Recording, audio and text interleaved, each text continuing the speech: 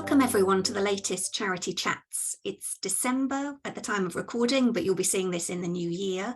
My name is Catherine Rastonji, and I'm joined today by my regular panellists, Charles Mosquita from Quilter Cheviot and James Saunders from Moore Kingston Smith. Whether it's a new year, new you kind of feeling, or just an end of an era, perhaps, I wondered about our thoughts and observations on the year that's gone by, and also issues that might be facing charities in 2023. So I would open that up to whoever feels bravest to launch first with some thoughts on that. Well, I think the three of us have been having a few email correspondences recently about all the challenges that are facing the sector, and barely a day goes by without a new warning of the next crisis or the ongoing crisis that the sector faces. I mean, clearly a massive underfunding in the sector at the moment. Surveys and feedback this last week or two about how much by how much underfunded the sector is. I mean, quite worrying, really. And from my side as an accountant and auditor, it's to do with going concern and really the viability of charities, many charities, over the course of the next 12 months. Yeah, it's funny, isn't it? Because I mean, you're absolutely right. It does feel like we've sort of done about 10 rounds with Mike Tyson over the last 3 years. And there's no doubt about it that energy and resources have been spent to battling with the and adapting to the pandemic and everything that's followed. And I think we're going to be in for another tough year next year, without a doubt.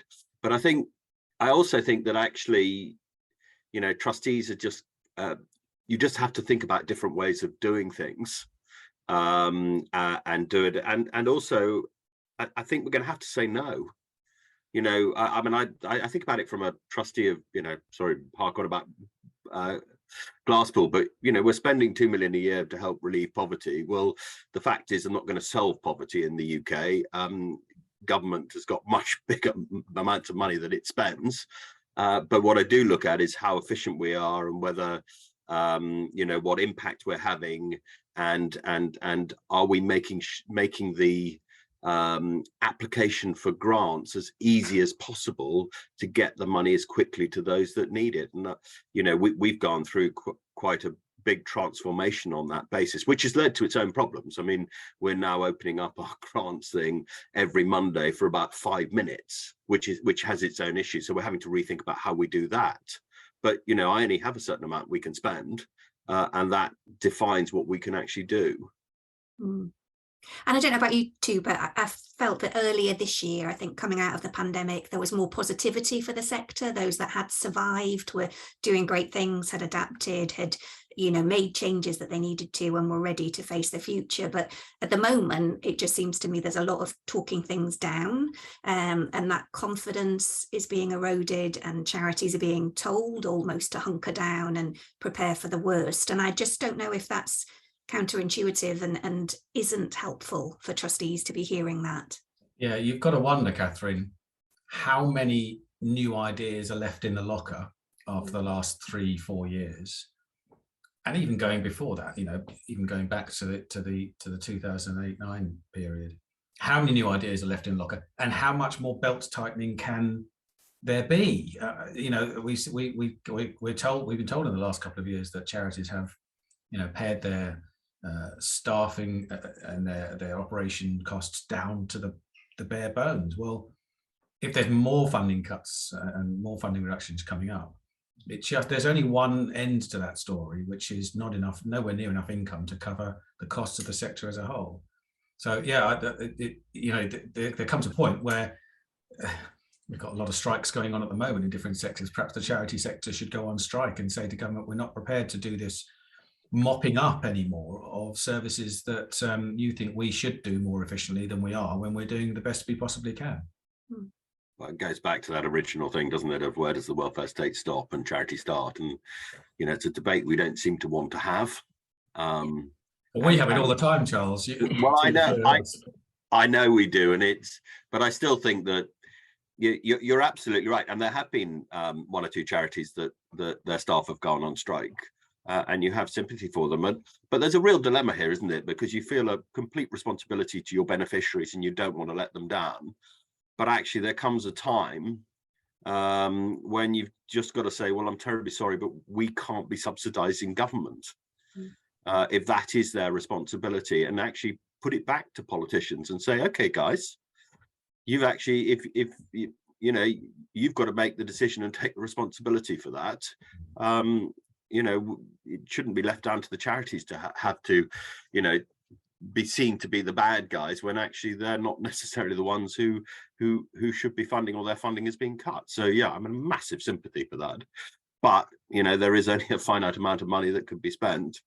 And I you know, I think that trustees just need to be, you know, go back and focus on what your strategy is, and be very and you know, be mindful about things like mission creep and doing stuff, and just trying to rethink outside the box of, are there things you could be doing differently that actually would have the same effect? And that's quite a difficult thing to do. And remember, Charles, in, you know, profit in the charity sector is not a dirty word. Things have to be profitable in order to be, and that's in the sense of the charity being able to fulfill its objectives. You know, we can't constantly be loss making on a majority of projects.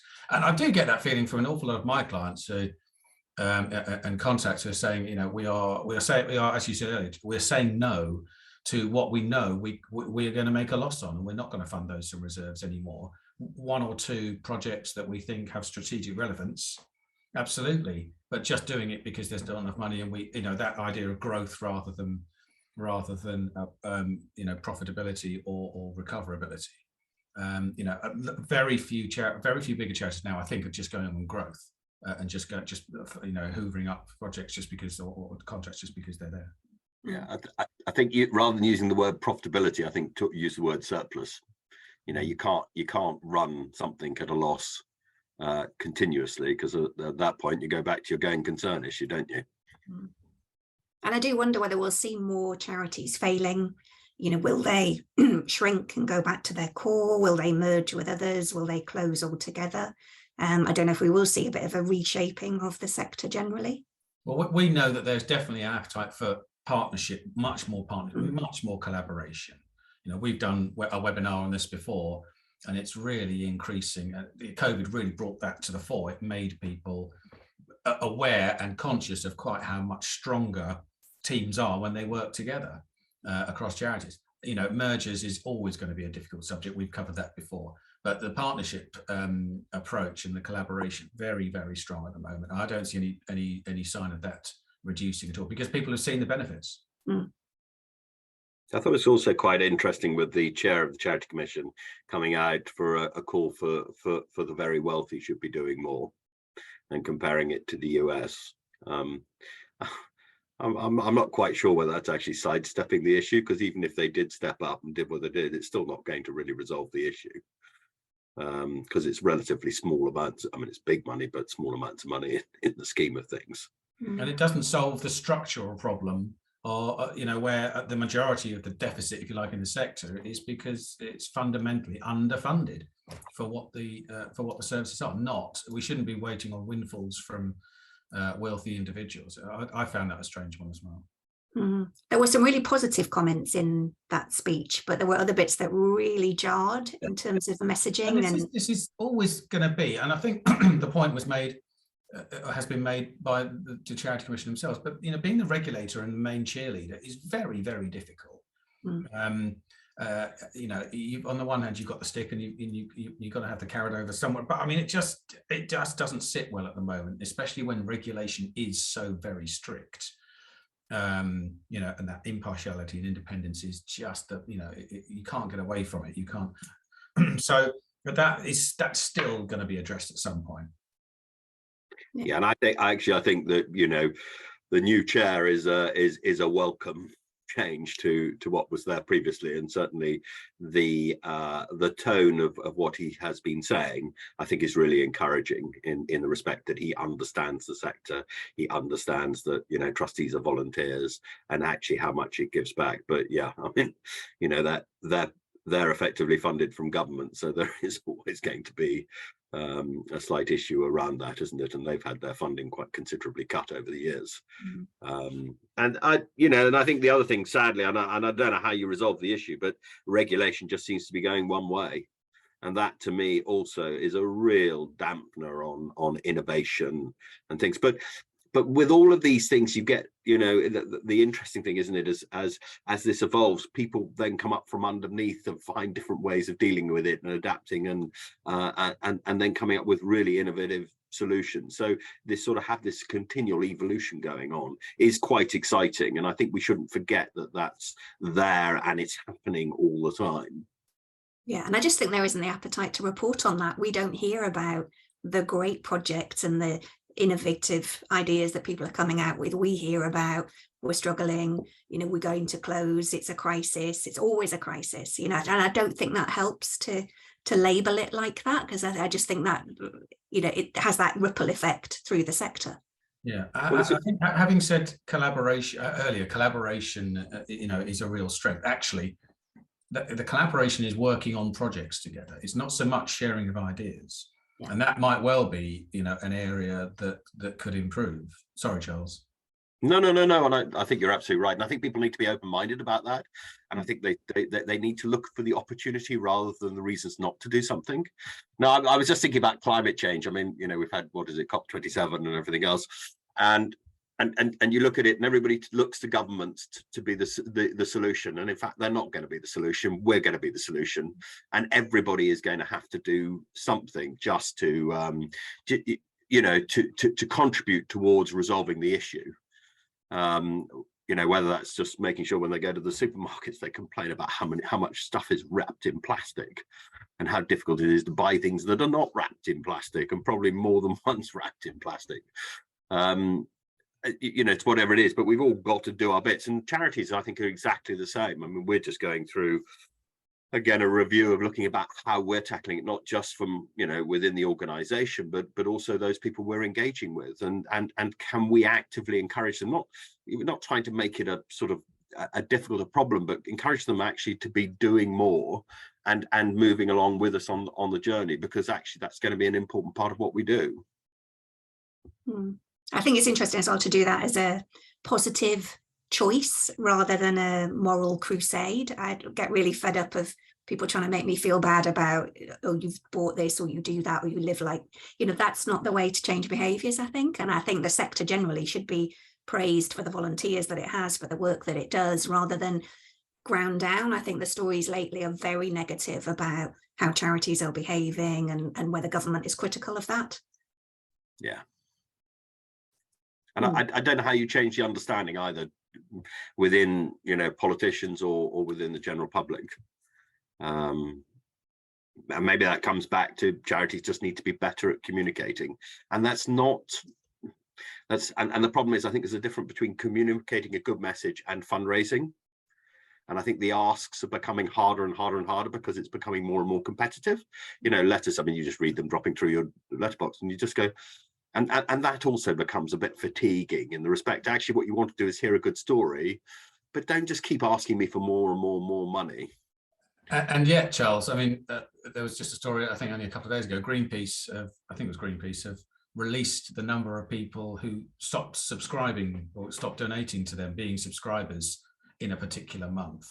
And they said that sort of counterintuitively, it regenerates more subscribers in the period following that, because suddenly people think, and it also helps them engage with those departing fundraisers and new ones as well. It's something to talk about. So actually it regenerates the fundraising efforts.